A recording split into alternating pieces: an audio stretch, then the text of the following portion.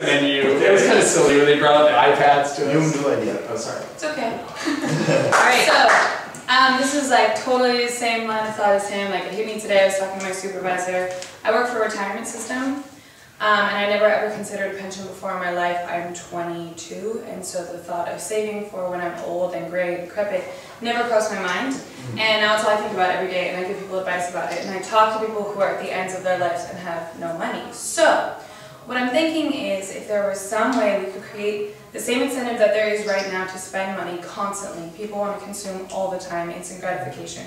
If we could reverse that somehow, or at least kind of branch out so that there's some sort of incentive for people to start saving. And if you started saving or putting, it feels so stupid saying this now in front of you, but like if you started saving money when you were in your 20s or your 30s for that far down the line later, you could change your life dramatically. And it's such a small amount of money that could have huge ramifications for you later on, especially if you were to invest it in some sort of stable way. It's weird. It's just taken of me.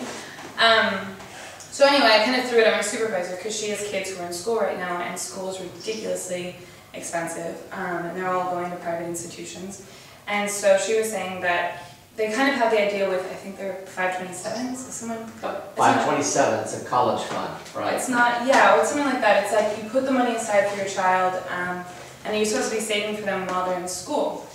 The problem with that is that if you have that money set aside, you have no access to financial aid for your students. So even before the idea is implemented, it's killed. Like it's a stillborn death. It's terrible. So if there was some way to create a separate way that's like very autonomous to the actual student so that they're in charge of what they're doing and they feel kind of empowered by the process, and then they're saving money, it would be incredible. So what I was thinking was that there needs to be an incentive. There needs to be some way that investment companies or corporations or someone who has the money to absorb that but also could see the long-term returns could back these kids up so that maybe, I mean, you're paying off, I have friends who are paying off student loans and they can't graduate because they had to drop out of school to start paying for the loans that they were trying to graduate with, and it's like, it's so sad to watch. It's like, you're so close to finishing and you can't because of money, like, are you kidding me? And you were taking out loans and now they're not enough, they're not going to float you through to the end. Are you, like, you just set yourself up for disaster? Or a second degree. Right now, if you get a first degree, you cannot get loans for a second bachelor's degree or like a nursing program or something like that. Exactly. So it's like federal programs. You're stuck. You're like, okay, now I don't have a degree. I can't get another one. I'm going to work these dead-end jobs because I don't have my degree, even though I'm fully capable of getting one. So if there was some sort of way that when you're paying those loans off, if you could get a small % return to you, so that you're paying those loans off, something's coming back, it's going into a long-term savings plan. You're not seeing that money right now, but maybe you're seeing it later on. That money can be invested into some sort of company in the long run. I mean, it would totally change the way that people spend their money and think about money right now. And I think the idea is that if we target youth, if we target these people who are so desperate for education, who want to learn, and we give them this idea in a fresh idea, like, way. It's not like, oh, pension, you're in a walker. It's like, pension, you know, don't get excited about it, but think about it differently than you ever have before in your life. That's a huge difference. You're combating the entire American consumerism. Yeah, ideology that but you can co-opt I want to revolutionize it. I'm sorry.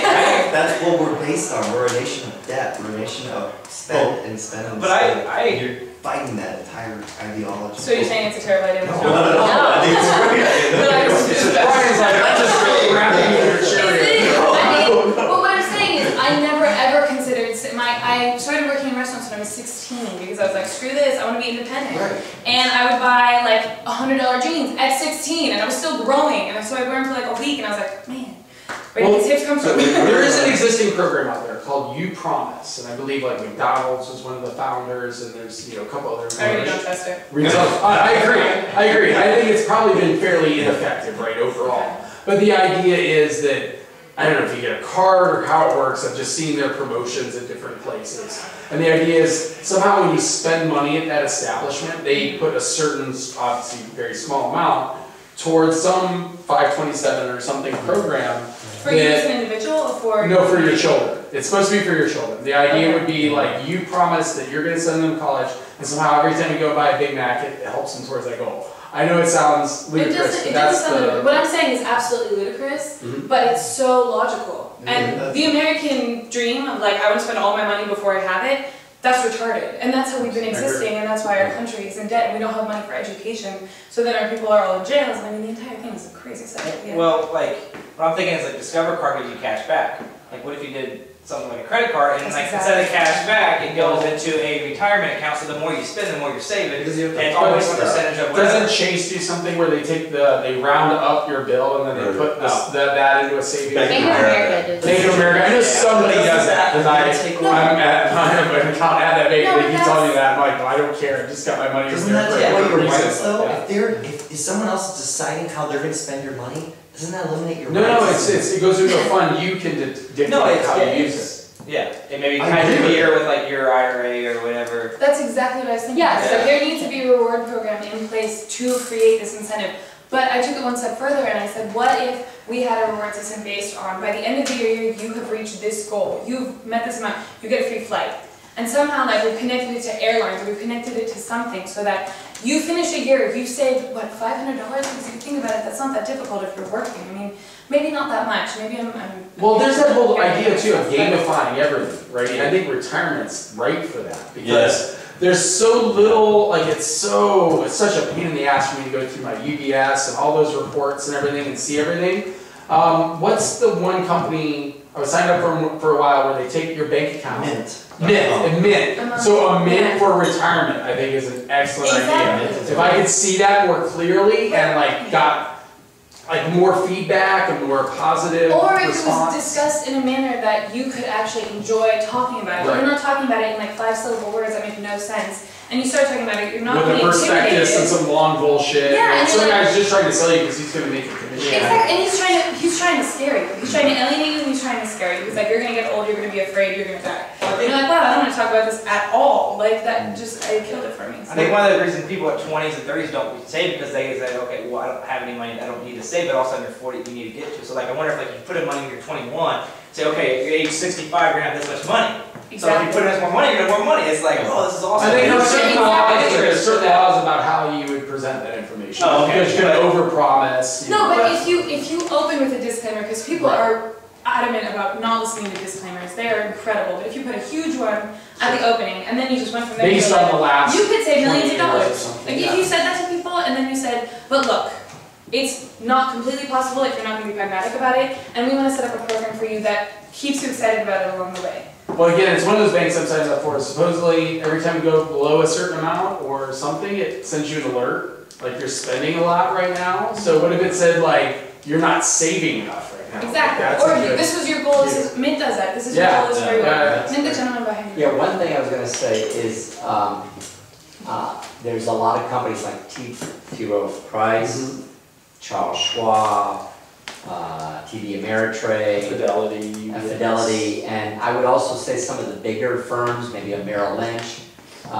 If you want to pursue this, I would look and see what type of research or what they've developed, because all of them, when you go to their websites, they do have educational things, but you're trying to get away, develop something that'll inspire and motivate the child.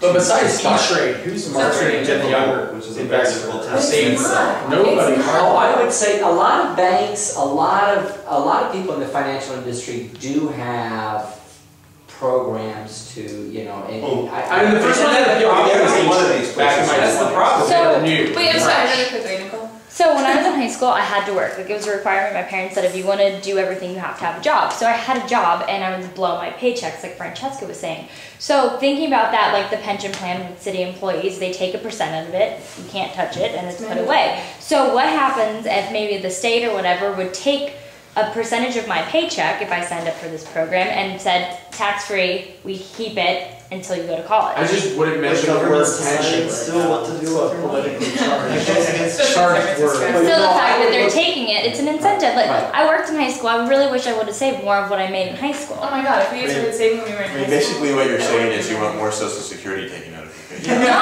it's not. But to actually get to use it. That's the entire Security. point. Is it needs to be autonomous. It needs to be completely It's separate and opt-in. It's an independent. opt-in. You need to have the choice. Exactly. You And need to have the choice. but that choice needs to be made attractive, and that is Yeah. exactly what you're saying, is Yes. that changing people's ideas around these things that have been stuck in our mind for so long. Like, we have so much fear and like ambiguity around the idea of pension, and you would never even talk about it when you're 20. I feel like an idiot when I go out to bars and I'm like, oh, let's talk about pension, and people are like, we're gonna go over there. We'll see over there. Well, nobody has a It's pension hard. anymore. Are you in the Unless pension you work for business? government. What do you do? I work for the San Francisco Employees Retirement System. Okay. So I'm a benefits technician, and it's never even crossed my horizons to Well, consider trust me, this. unless somebody's a low-skilled person working for a state, or, well, maybe teachers are probably the highest skilled people that have pensions right That's now. not true. So That's not true. you at all. I mean, who has employees, pensions? is that Oh, correct? No engineers that I know have Yeah. pensions. You anymore. advise, Well, you advise that's state employees. It's, the teachers, I think, would be higher. Federal employees have them, state have them, like Others. every state in the country, every police officer, every firefighters, unions have them, like Right, but not just police local officers people. and firefighters have a very low education level, in general, I'm not saying overall, but in general.